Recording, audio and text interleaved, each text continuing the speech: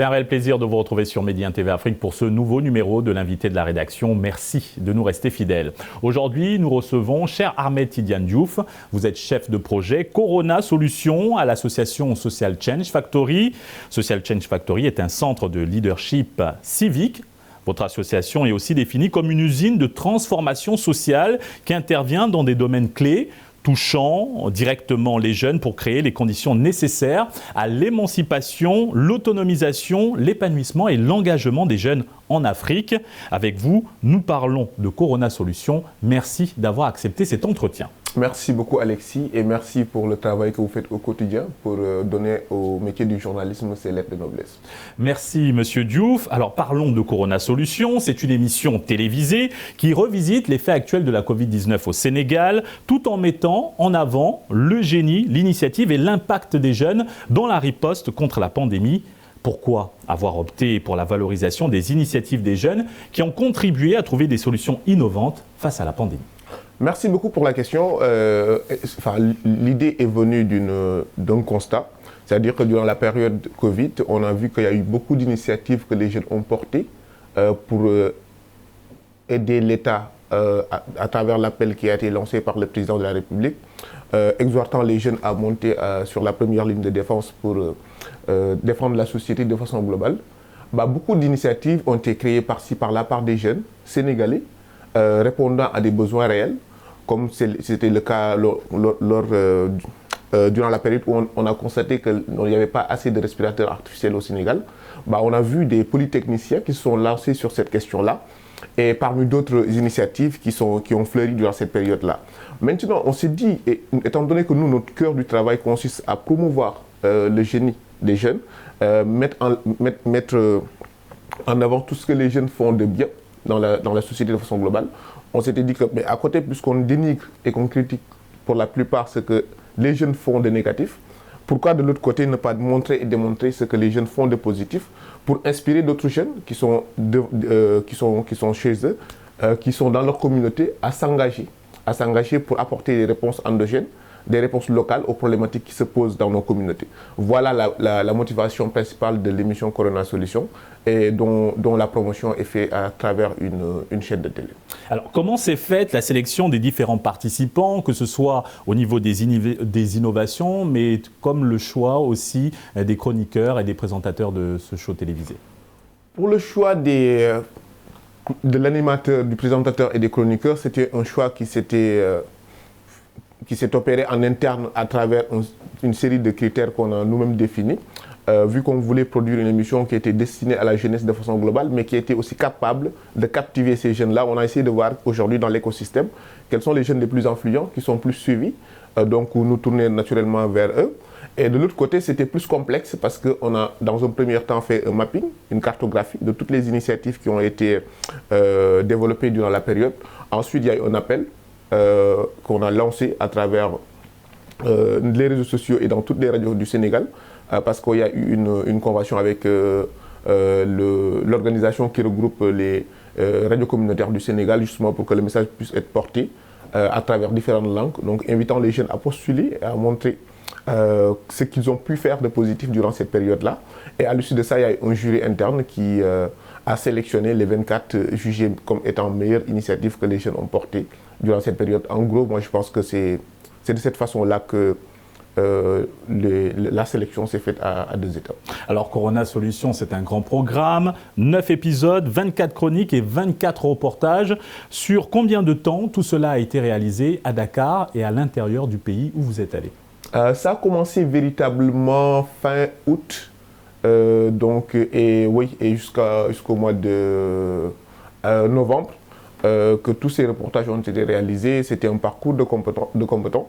On est parti dans plusieurs régions du Sénégal pour justement tourner des initiatives, parfois qui étaient dans des zones mais vraiment reculées.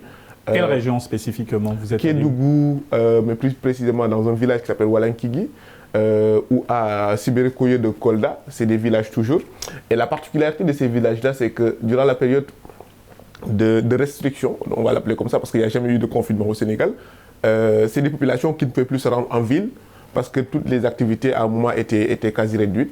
Donc ils étaient obligés de développer des solutions locales Donc parfois c'est des champs communautaires, parfois ils produisaient eux-mêmes leur savon ou de l'eau de javel qu'ils commercialisaient par la suite.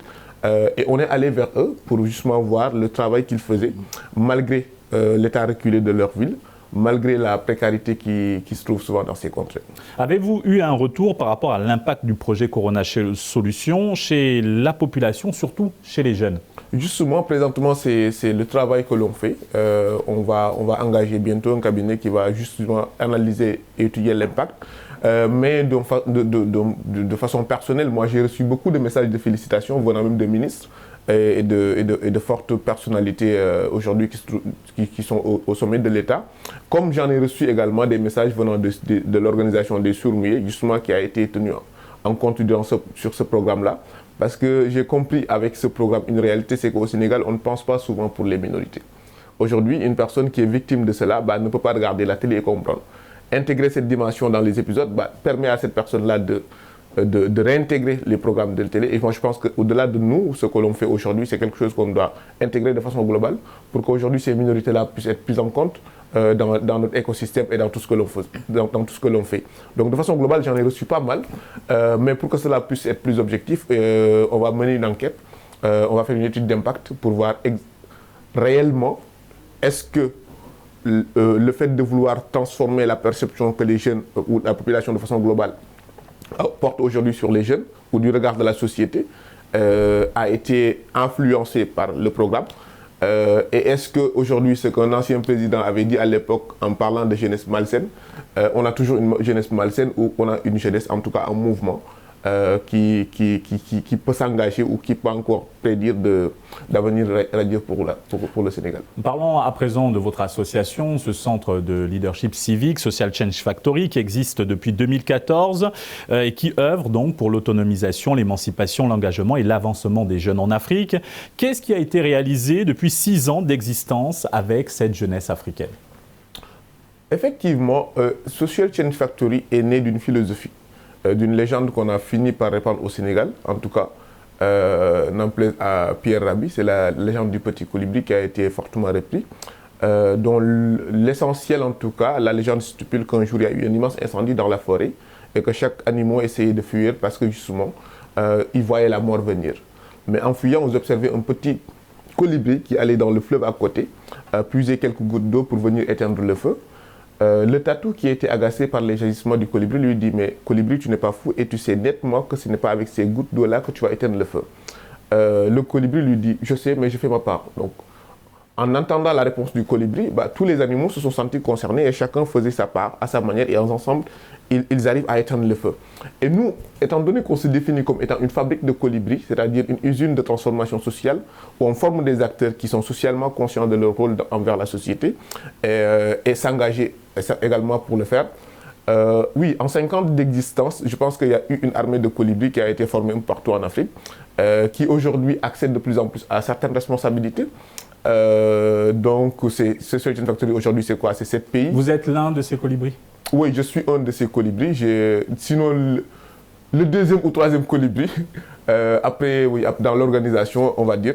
Pour rappel, j'ai été participant au tout premier programme de Social Change Factory. Et aujourd'hui, je suis au niveau de l'organisation et en même temps, j'assure ou je gère un certain nombre de projets intéressants. Et à mon image, aujourd'hui, je vois beaucoup de jeunes qui sont issus de cette usine de transformation sociale-là et qui font beaucoup de belles choses dans leur pays respectifs. Donc, SCF, c'est 7 pays aujourd'hui, comme je disais tantôt, donc 7 nations de colibris. Et dernière question avant de clore cet entretien, quelles sont aujourd'hui les perspectives de Social Change Factory au Sénégal et en Afrique?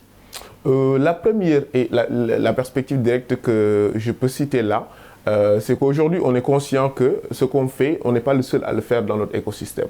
C'est pour cette raison qu'on a tendu progressivement vers la création du consortium de jeunesse Sénégal qui a été lancé récemment par le ministre de la Jeunesse et l'ambassadrice de l'Union européenne.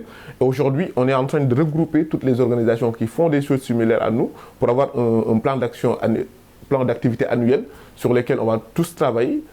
Et on espère que cette collaboration sera bénéfique pour le pays et notamment pour les jeunes.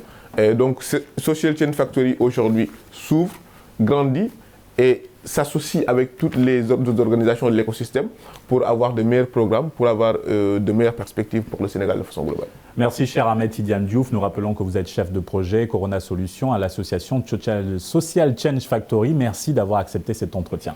Tout le plaisir pour moi, Alexis. Et merci à vous d'avoir suivi cette émission. Bonne suite des programmes sur Média TV Afrique.